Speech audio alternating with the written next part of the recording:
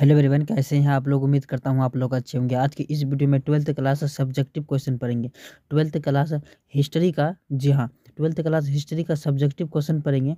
लगभग 20-25 क्वेश्चन पढ़ेंगे, जो कि बहुत ही ज़्यादा इंपॉर्टेंट है। ठीक है, 25 क्वेश्चन पढ़ेंगे, बहुत ही ज़्यादा इंपॉर्टेंट है।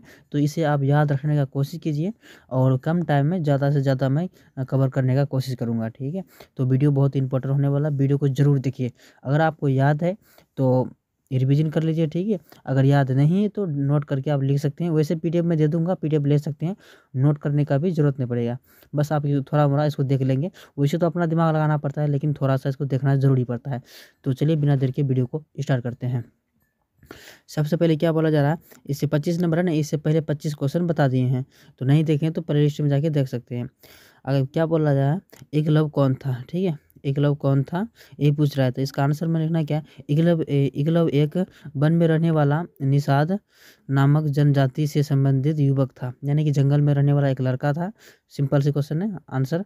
और महाभारत में उनका नाम द्रोणाचार्य, महाभारत जो पढ़े हैं, द्रोणाचार्य के उसके मतलब उसके संबंधों के कारण क्या बोला जा रहा है, प्रसिद्धि प्राप्त कर सका है। कहा जाता है कि एकलव्य को, एक सेकंड, क्या बोला जा रहा है, एक सेकंड इसे ऊपर कर लेता हूँ। ठीक है, बोला जा रहा है कि धनुष बाण चलाने की मतलब शिक्षा पाने का बड़ा चाव था। यानी कि द्रोणाचार्य को, जो आपने उस लड़का का जो नाम बताया, ठीक है, जो एक लड़का जो था जिसका नाम था एकलव्य, उसको यानी कि धनुष बाण चलाने के लिए बहुत ही ज़्यादा शौक था। तो धनुष बाण चलाने की शिक्षा पाने के लिए बड़ा चाव था।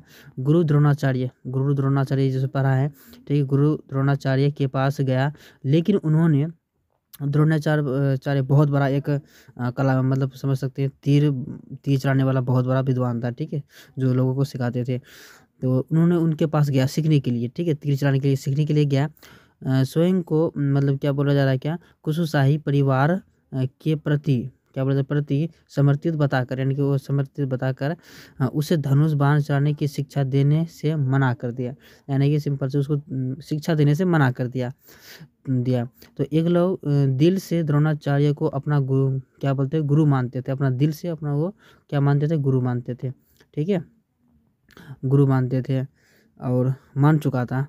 ठीक है, उसकी उसकी क्या बोले, मृद प्रतिभा, ठीक है, प्रतिभा के समक्ष प्रतिदिन आदर करने के उपरांत रोजाना अभ्यास करने लगा। मतलब रोजाना अभ्यास करने लगा। ठीक है, मतलब वो तो मना कर दिया, लेकिन उसको देख देख कर आप समझ सकते हैं, उसको यानी द्रोणाचार्य मान करके, ठीक है, अभ्यास करने लगा।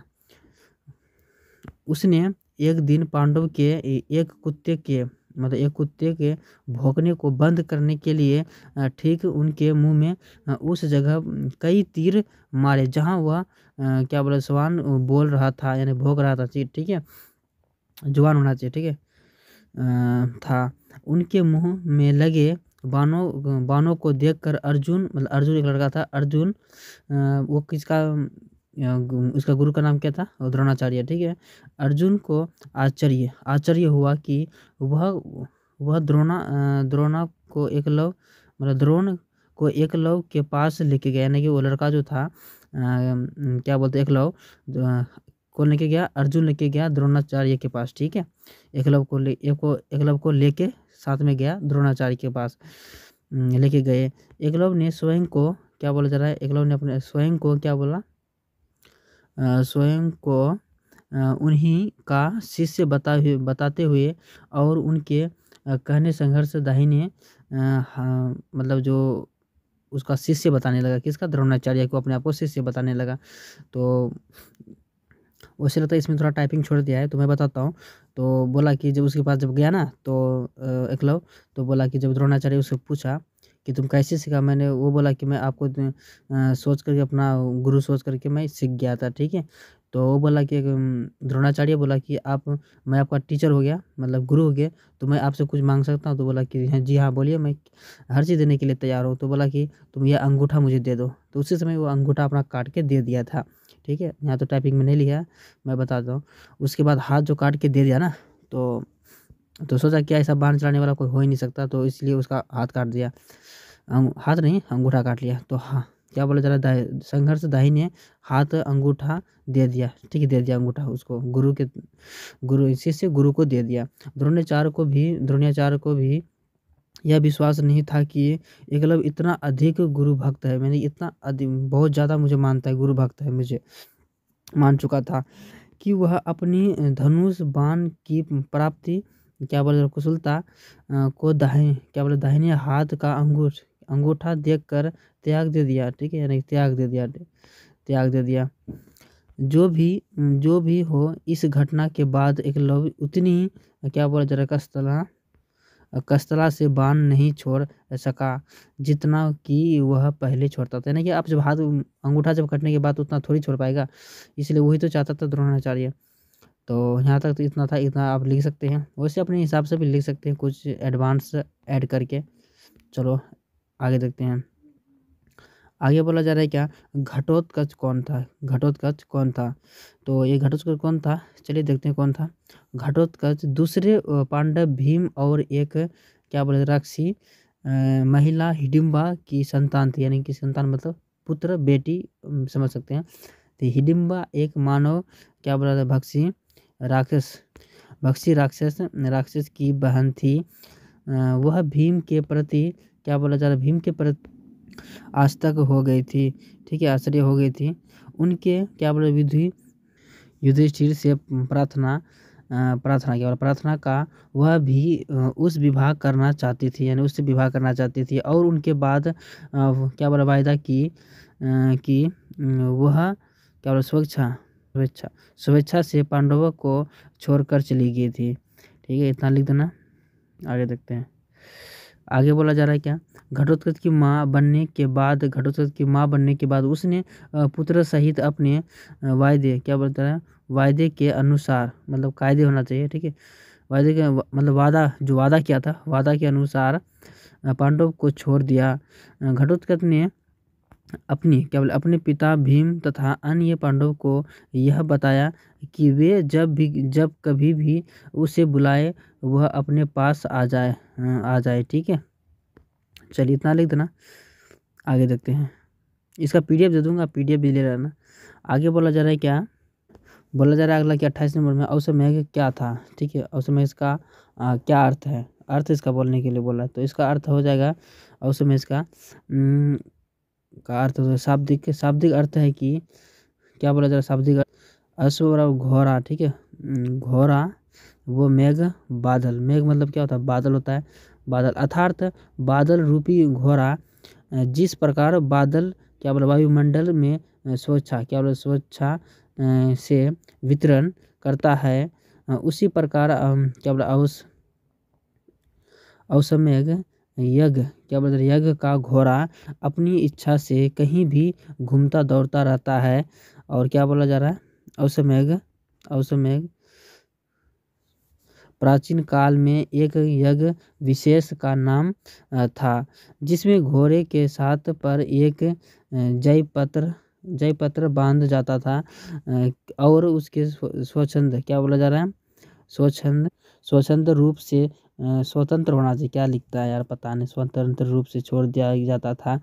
और क्या बोला जा रहा है, प्रतिशाली व प्रणाली क्या बोला जा रहा है, प्रतापी राजाओं द्वारा यह कार्य किया जाता था। घोड़े का एक सेकंड, तो बोला जा रहा है कि यह कार्य क्या जाता है, घोड़े अपने यहाँ दौड़कर वापस आने का अर्थ राजा का क्या बोला जा रहा है, निर्विरोध शासक स्थापित होना।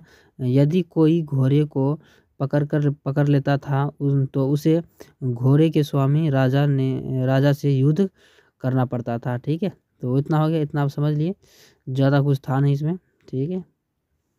और थोड़ा देख लेना कहीं पे टाइपिंग मिस्टेक होगा ना तो आप तुरंत बताएंगे कमेंट करके। चलिए आगे देखते हैं। आगे बोला जा रहा है, क्या बोला जा रहा है, आगे बोला जा रहा है क्या, प्राचीन क्या बोला जा रहा है, प्राचीन शहर राजगिरी के बारे में कुछ क्या बोला, कुछ तथ्यों का उल्लेख कीजिए। लॉन्ग क्वेश्चन है, ठीक है, इसमें थोड़ा ध्यान दे देना। तो इसका अगर आंसर की बात करें तो यहाँ लिखा हुआ है आंसर में, राजगीर मगध साम्राज्य का एक महत्वपूर्ण राजधानी नगर था। इसे पहले राजगिरी कहा गया, जो एक प्राकृतिक भाषा का शब्द है, मैंने प्राकृतिक भाषा का शब्द है राजगिरी। ठीक है, जिसका शाब्दिक अर्थ होता है राजा का घर, जिसका शाब्दिक अर्थ होता है राजा का घर। यह वर्तमान बिहार राज्य में है। कहाँ पर है? वर्तमान में बिहार राज्य में है। क्या बोला जा रहा है? यह वर्तमान बिहार राज्य में था। यह नगर क्या बोला जाए, किलाबंद था और नदी के किनारे पहाड़ से घिरा हुआ था। परिधि क्या बोला जा रहा है? परिधि में स्थित था। जब तक पाटलिपुत्र मगध की नई राजधानी बनी, तब तक राजगीर अथवा राजगिरी ही पूर्वी भारत में सर्वाधिक महत्वपूर्ण राजनीतिक गतिविधियों का केंद्र रहा। बस इतना लिख देना। ठीक है, चलिए आगे बोला जा रहा है क्या, नालंदा पर संक्षिप्त टिप्पणी क्या बोला, टिप्पणी लिखिए। ठीक है, संक्षिप्त टिप्पणी लिखिए नालंदा पर। तो सिंपल है आंसर। नालंदा बौद्ध धर्म का एक प्रसिद्ध विश्वविद्यालय था। चीनी क्या बोल रहा है, चीनी यात्री होनसोंग क्या बोला जा रहा है, हेनसोंग ने इसके संबंध में लिखा था कि इसमें 10,000 विद्यार्थी पढ़ सकते थे। इसमें 10,000 विद्यार्थी पढ़ सकते थे, जिसके 1500 अध्यापक यानी कि टीचर थे, अध्यापक थे, पढ़ाते थे।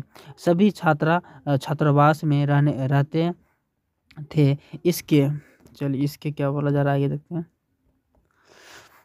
इसके खाने पीने और अन्य खर्च के लिए राज्य ने 200 गांव दिए हैं। यहाँ टाइपिंग छूट गया, दिए हुए थे, इसलिए तो दिक्कत हो रहा है पढ़ने में। दिए हुए थे, जिसके क्या बोला जा रहा है, भूरा सौ से सारा खर्च चलता था। इस विश्वविद्यालय में अध्ययन के लिए अपने देश के क्या अलावा विदेशों से भी छात्र आते थे पढ़ने के लिए। इसमें प्रवेश पाना सरल न था प्रवेश यानी कि अंदर आना, मतलब कि इसमें दाखिला सरल नहीं था। इस विश्वविद्यालय में पढ़े भी ये छात्र समाज और क्या बोला जा रहा है, राज दरबारों में सम्मान के पात्र होते थे। ठीक है, सम्मान के पात्र होते थे। बस यहाँ तक लिख देना। आगे बोला जा रहा है क्या, 31 नंबर में, मौर्यकालीन इतिहास के प्रमुख स्रोतों का संक्षिप्त विवरण करें। ये भी लॉन्ग क्वेश्चन है, तो इसको लिखना क्या, मौर्यकालीन इतिहास के प्रमुख स्रोतों का विवरण निम्नलिखित है। ठीक है, निम्नलिखित है। तो पहला चलिए देखते हैं निम्नलिखित में क्या है। पहला बोला जा रहा है मेगास्थनीज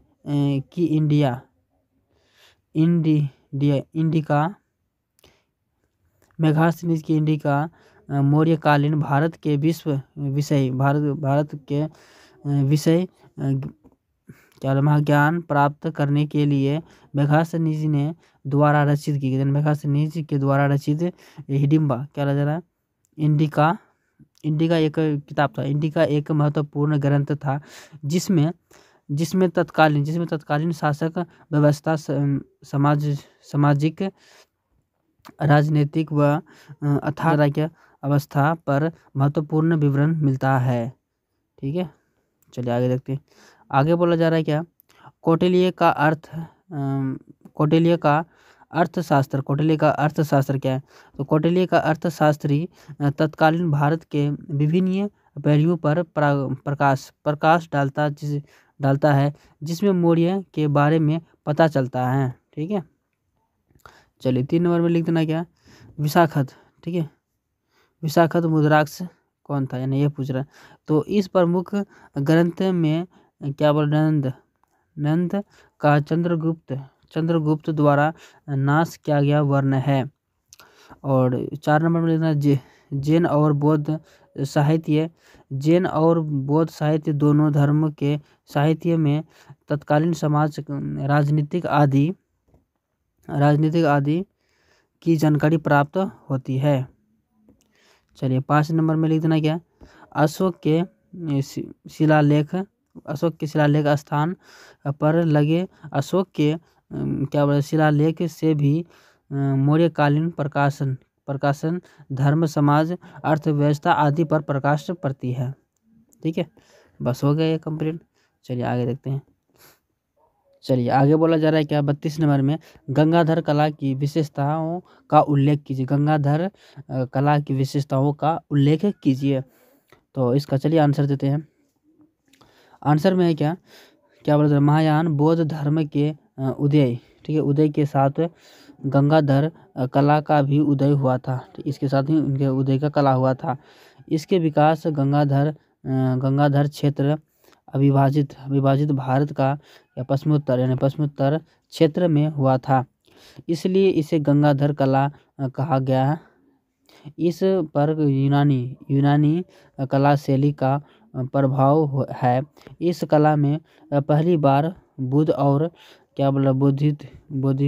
बोधि सत्व की मानवाकार मूर्तियाँ विभिन्न मुद्राओं में बनी। मूर्तियों में बालों के अलंकरण पर विशेष ध्यान दिया गया है। यानी इतना कर देना हो जाएगा। ठीक है, सिंपल है। चलिए आगे बोला जा रहा है क्या, गुप्त कौन थे। ठीक है, गुप्त कौन थे, गुप्त का वंश का संस्थापक कौन था, ये पूछ रहा है ना। चलिए इसका आंसर देते हैं। गुप्त कौन था, इस विषय पर इतिहासकारों में बहुत मतभेद है। डॉक्टर हेमचंद्र राय चौधरी ने उन्हें ब्राह्मणों बताते हैं। और तो यानी कि और तो क्या बोला जा रहा है, पुगौरी, ठीक है, पुंगगौरी शंकर बिहारी प्रसाद शास्त्री उन्होंने क्षत्रिय बताते। कोई तो क्या बताए, कोई ब्राह्मण बताए, कोई क्षत्रिय बताए। और क्या बोला जा रहा है, आगे बोला जा आल्तेकर जैसे इतिहासकारों ने उन्हें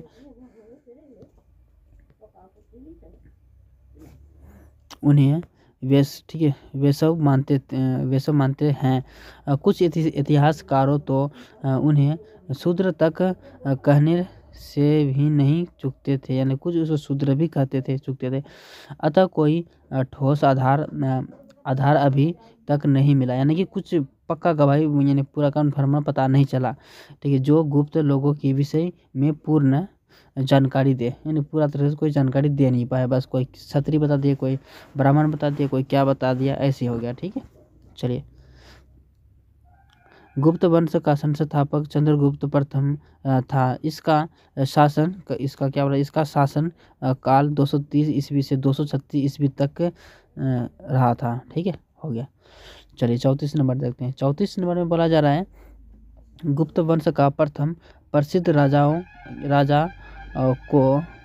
कौन था। ठीक है, इनके अपनी स्थिति पर कैसी दृढ़ किया।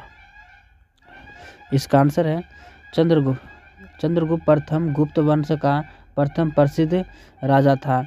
इसके लिच्छवी राजकुमारी से विवाह करके सैन्य संगठन को सुदृढ़ कर विजय अभियान छोड़कर तथा गुप्त संवत को प्रारंभ करके अपने प्रभाव एवं प्रतिष्ठा को बढ़ाया था।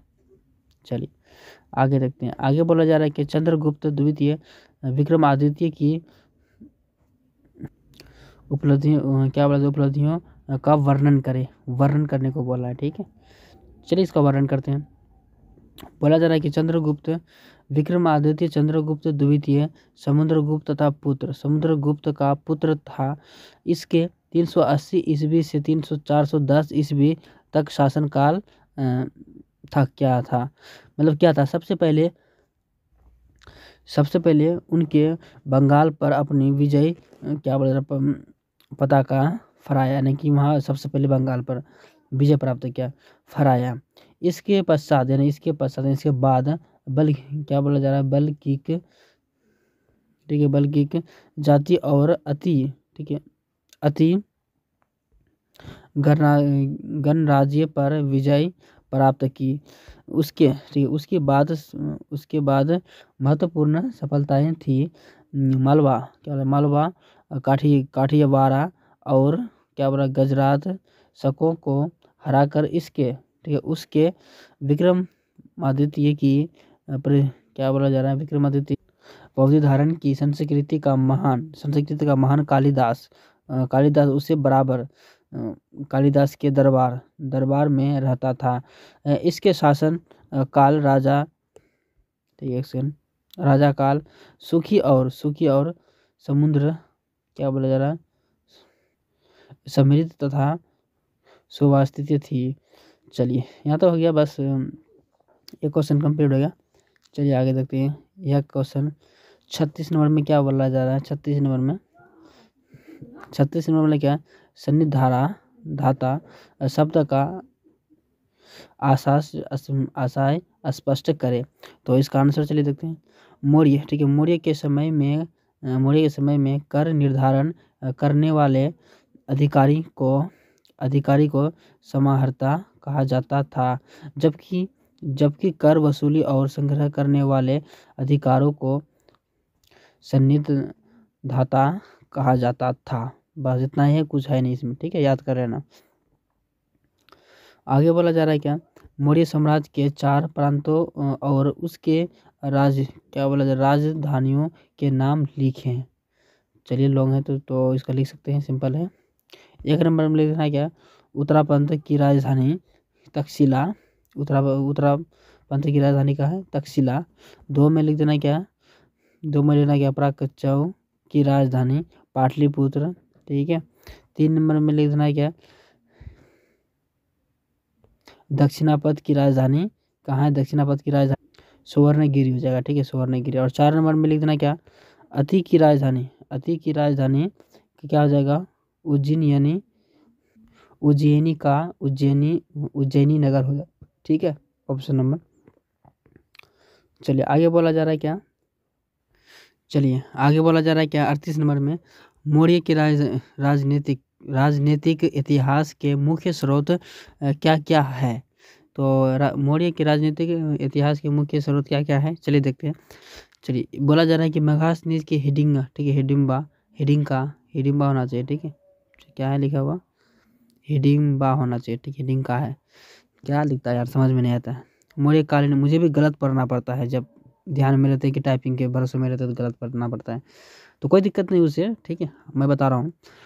के शिष्य थे जो ज्ञान प्राप्त करने के लिए मेघासनी द्वारा रचित इंडिका एक महत्वपूर्ण ग्रंथ है, ये तो सब जानते हैं, जिसमें तत्कालीन शासक व्यवस्था समाज राजनीतिक व आर्थिक व्यवस्था पर महत्वपूर्ण विवरण मिलता है।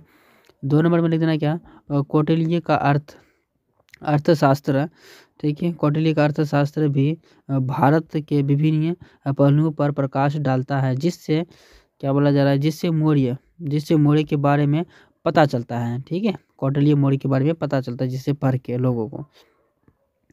बोला जा रहा है विशाखदत्त, ठीक है, विशाखदत्त मुद्राराक्ष, ठीक है, क्या बोला जा रहा है, मुद्राराक्ष के इस प्रमुख ग्रंथ क्या बोला जाए, प्रमुख ग्रंथों का चंद्रगुप्त द्वारा नाश वर्णन है, ठीक है। चलिए आगे देखते हैं। 4 नंबर में बोला जा रहा है क्या, जैन और बौद्ध साहित्य, बौद्ध दाना क्या बोला जा रहा है, धमा के साहित्य में तत्कालीन समाज राजनीतिक आदि की जानकारी प्राप्त होती है। चलिए 5 नंबर में देखते हैं। 5 नंबर में बोला जा रहा है क्या, अशोक के शिलालेख स्थान पर लगे अशोक के शिलालेख सभा मौर्य कालीन क्या बोला जा रहा है, प्रशासन, धर्म, समाज, अर्थव्यवस्था आदि पर प्रकाश पड़ता है। आगे पूछ रहा है क्या, मौर्य कालीन शासन का जानकारी दे, मतलब मौर्य प्रशासन की जानकारी देने को बोल रहा है। इसका आंसर में लिख देना क्या, मौर्य प्रशासन अत्यंत ही उच्च कोटि का था, ठीक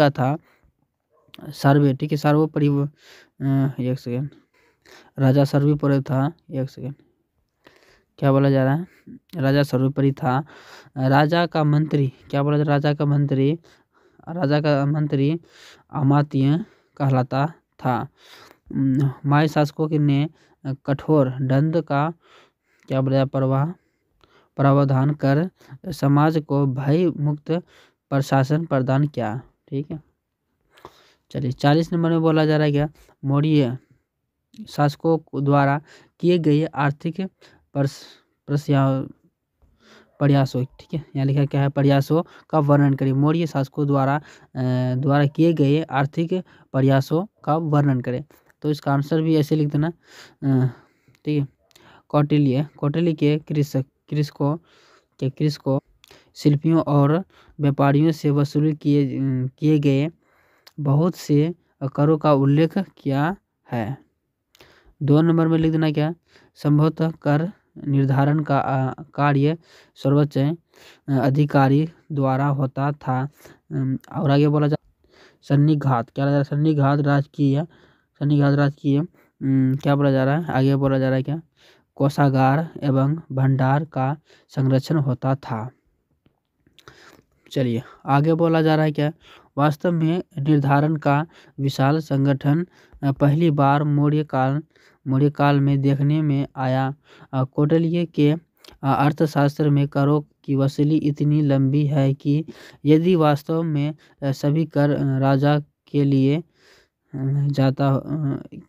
जाते होंगे तो प्रजा के पास अपने भरण पोषण के लिए ना का मात्रा का ही बचता होगा। ठीक है, चलिए आगे बोला जा रहा है क्या, ग्रामीण क्षेत्रों में राजकीय भंडार घर होते थे, जिसमें स्पष्ट होता है कि कर अनाज के रूप में वसूली जाता था। और बोला जा रहा है अकाल सूखा था, अन्य प्राकृतिक क्या बोला जा रहा है, विपदा में इतनी ही अन्न भंडारों से स्थानीय लोगों को अनाज दिया जाता, ठीक है, अन्य उसी को बोलते हैं। आगे बोला जा रहा है क्या, मयूर पर्वतीय और अर्धचंद्र के छाप वाली रजत मुद्राओं, रजत नहीं होना चाहिए, पता नहीं क्या लिखा है, रजत मौर्य प्रशासन मौर्य साम्राज्य की मान्य मुद्राएं थी। ये मुद्राएं कर वसूली एवं कर्मचारियों के वेतन भुगतान में सुविधाजनक रही होंगी। बाजार में लेन देन भी इन्हीं से होता था। आगे पूछ रहा है क्या, 41 नंबर में अशोक के अभिलेखों का समकक्ष, ठीक है, समकक्ष में महत्व बताए अशोक के। तो ये लिखना, ये यद्यपि मौर्य के इतिहास को जानने के लिए मौर्यकालीन पुरातत्व, ठीक है, मानिए तो पुरातत्व प्रमाण जैसे मूर्ति कलाकृतियों के चाणक्य का अर्थ, मेगास्थनीज की इंडिका जैसी और बौद्ध साहित्य व क्या बोला जा रहा पौराणिक ग्रंथ यदि बड़े उपयोगी है, लेकिन पत्थर और स्तंभों पर क्या लिखा जा रहा है, स्तंभों पर मिले अशोक के अभिलेख प्राय सबके मूल्यवान स्रोत माने जाते हैं। अशोक वह पहला सम्राट था जिसने अपने अधिकारियों और प्रजा के लिए संदेश प्राकृतिक पत्थरों और पॉलिश किए गए स्तंभों पर लिखवाए थे। ठीक है, चलिए आगे। और इसमें बोला जा रहा है कि अशोक ने अपने अभिलेखों के माध्यम से धर्म का प्रचार किया। इसमें बड़ों के प्रति आदर और सम्मान है, ठीक है, सन्यासियों और ब्राह्मणों के प्रति क्या बोला जा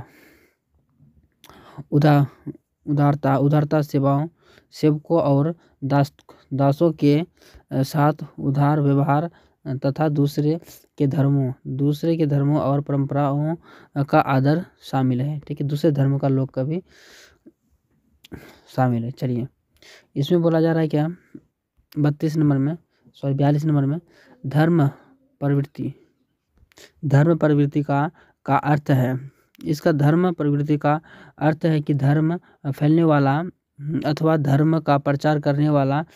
कलिंग युद्ध के बाद अशोक ने बौद्ध धर्म ग्रहण किया। इसके धर्म प्रचार के लिए उसने अपना परासमय तथा तन मन धन लगा दिया। इस प्रकार वह धर्म क्या बोला जा रहा, धर्म प्रतियोगिता परिवर्तितका के रूप में जाना है। ठीक है, चलिए आगे बोला जा रहा है 43 नंबर में मौर्य। ठीक है, मौर्योत्तर युग में भारत से किन किन वस्तुओं का निर्यात होता था। मौर्योत्तर युग में भारत से मसाले रोम को भेजा जाता था। इसके अलावा मलमल, ठीक है, मलमल मोती रत्न, हाथी दांत और क्या बोला जा रहा है माणिक्य भी विदेशों में भेजा जाते थे। लोहे की वस्तु, बर्तन आदि रोम समाज को भेजे जाते थे। ठीक है, चलिए आगे बोला जा रहा है क्या, मौर्य साम्राज्य का उदय कब और किसके द्वारा हुआ। इसमें एक पम किसके द्वारा जोड़ा गया था। तो इसका आंसर में मगध के विकास के साथ साथ मौर्य साम्राज्य का उदय हुआ। मौर्य साम्राज्य के चंद्रगुप्त मौर्य लगभग 321 ईसा पूर्व का शासक पश्चिमोत्तर में अफगानिस्तान और बलूचिस्तान, ठीक है,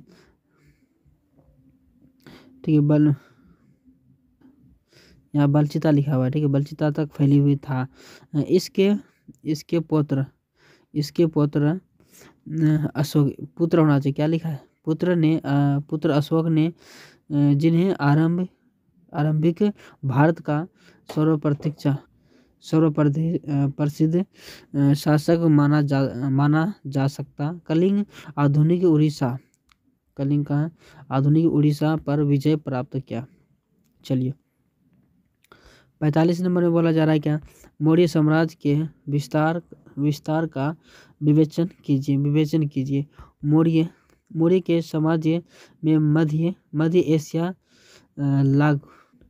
लागमन से लेकर चोल तथा चेर साम्राज्य की सीमाओं केरल पुत्र सिद्धपुत्र तक फैला हुआ है। चलिए आगे बोला जा रहा है क्या, पश्चिम में इसका विस्तार सौराष्ट्र से लेकर उत्तर पूर्व में बंगाल और बिहार तक फैला हुआ था। पाटलिपुत्र इसकी राजधानी थी। इन साम्राज्य के संबंध अनेक राज्यों से हैं, तक्षशिला, टोपरा, इंद्रप्रस्थ, कलिंग, उड़ीसा आदि। ठीक है, चलिए 46 नंबर में बोला जा रहा है क्या, सेल्यूकस के साथ चंद्रगुप्त मौर्य के संघर्ष क्या दो परिणाम हुए।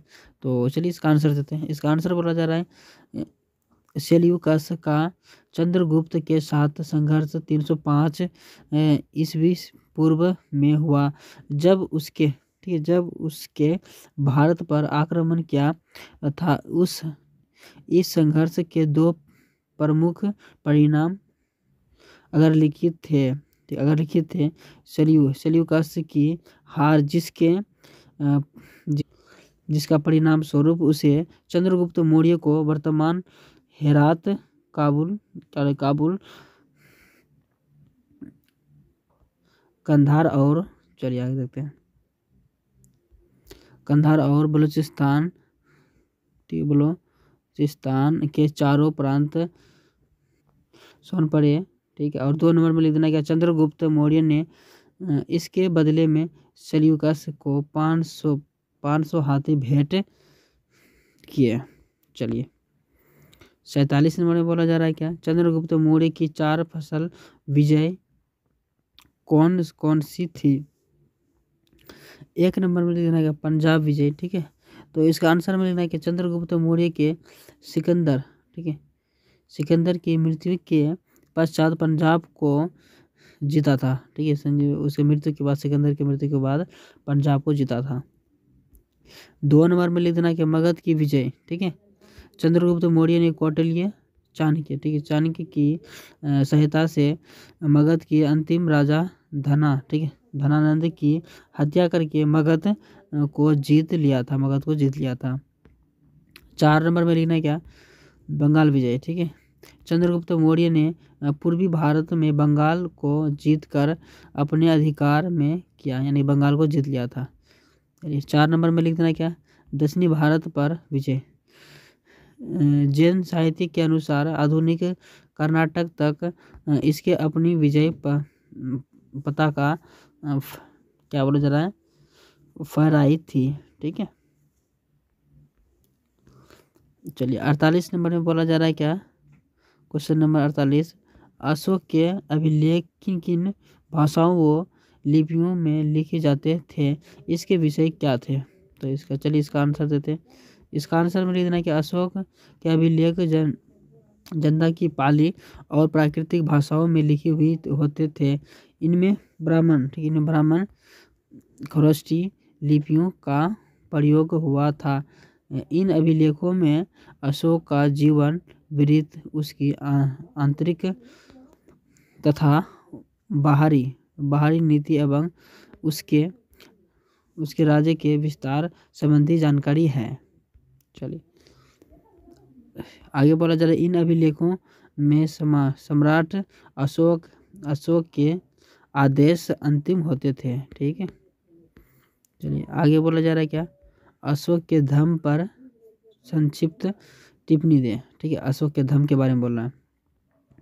चलिए इसका आंसर देते हैं। इसका आंसर में लेना कि धम्म संस्कृत के धर्म शब्द का प्राकृतिक स्वरूप है। अशोक ने इसका प्रयोग विस्तृत अर्थ में किया है। इस विषय पर विद्वानों के बीच काफ़ी मतभेद है। बहुत से विद्वान धम्म और बौद्ध धर्म में कोई फर्क नहीं मानते। अतः प्रारंभ में ही यह कह देना आवश्यक है कि धम्म और बौद्ध धर्म दोनों अलग अलग है। ठीक है, अलग अलग है। बौद्ध धर्म अशोक का व्यक्तित्व धर्म था, लेकिन उसके जिस धर्म का चर्चा अभिलेखों में की है वह उसका सार्वजनिक धर्म था तथा विभिन्न धर्मों का सार था। यह अलग बात है कि बौद्ध धर्म की कई विशेषताएं भी इसमें मौजूद थी।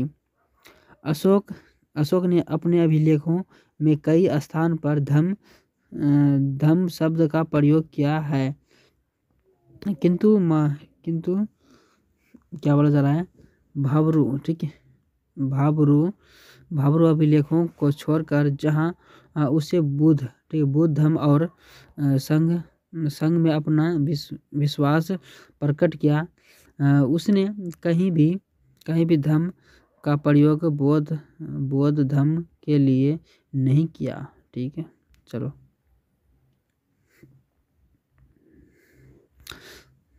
इस तरह हम कह सकते हैं कि अशोक का धर्म बौद्ध धर्म नहीं था, क्योंकि इसमें चार आर्य सत्यों, ठीक है,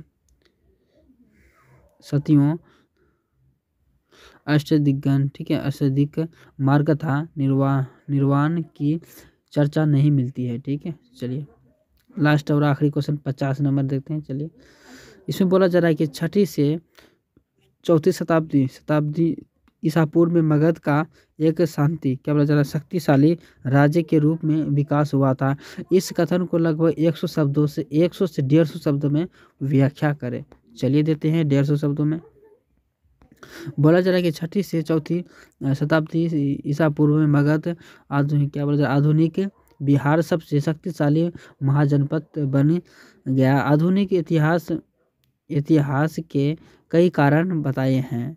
चलिए 1 नंबर में चलिए देखते हैं, इसमें बोला जा रहा है यह कि मगध क्षेत्र में खेती की उपज खास तौर पर अच्छी होती थी। ठीक है, इसमें बोला 2 नंबर में बोलना क्या, दूसरे यह कि लोहे की खदानों की आधुनिक झारखंड में भी आसानी से उपलब्ध थी, जिसमें उपकरण और हथियार बनाने सरल होता था। ठीक है, आगे बोला जा रहा है क्या, जंगली क्षेत्रों में हाथी उपलब्ध थे जो सेना के लिए महत्वपूर्ण अंग थे। साथ ही गंगा और इसकी उपनदियों से, ठीक है, आवागमन रास्ते क्या बोला जा रहा है, सस्ता व सुलभ होता था। ठीक है, 4 नंबर में बोलना क्या, आरंभिक जैन और बौद्ध लेखों के मगध की महत्ता, ठीक है, महत्ता का कारण विभिन्न शासकों की नीतियों को बताया है कि इन लेखों के अनुसार बिंबिसार, ठीक है, बिंबिसार, अजातशत्रु और महापद्मानंद जैसे प्रसिद्ध अत्यंत क्या बोला, महत्वाकांक्षी शासक थे और इसके मंत्री इसकी नीतियां लागू करते थे। ठीक है, चलिए, और 5 नंबर में लिख देना क्या, प्रारंभ में राजगाह के आधुनिक बिहार के राजगिरी का प्राकृतिक नाम मगध की राजधानी भी। यह रोचक बात है कि शब्द का अर्थ राजाओं का घरा पहाड़ियों के बीच बसा हुआ था। राजगाह, ठीक है, राजगाह एक किलेबंद शहर था। बाद में 4वीं शताब्दी में ईसा पूर्व में पाटलिपुत्र को राजधानी बनाया गया, जिसे अब पटना कहा जाता है, जिसकी गंगा रास्ते आवागमन के मार्ग पर है। ठीक है, महत्वपूर्ण अवस्थिति थी। ठीक है, तो ये हम लोग का 50 क्या सब्जेक्टिव कंप्लीट किया। ठीक है, तो वीडियो कैसा लगा तो आप लोग ज़रूर बताएंगे कमेंट करके। थोड़ा सा कहीं पे मिस्टेक होता है तो उसके लिए सॉरी।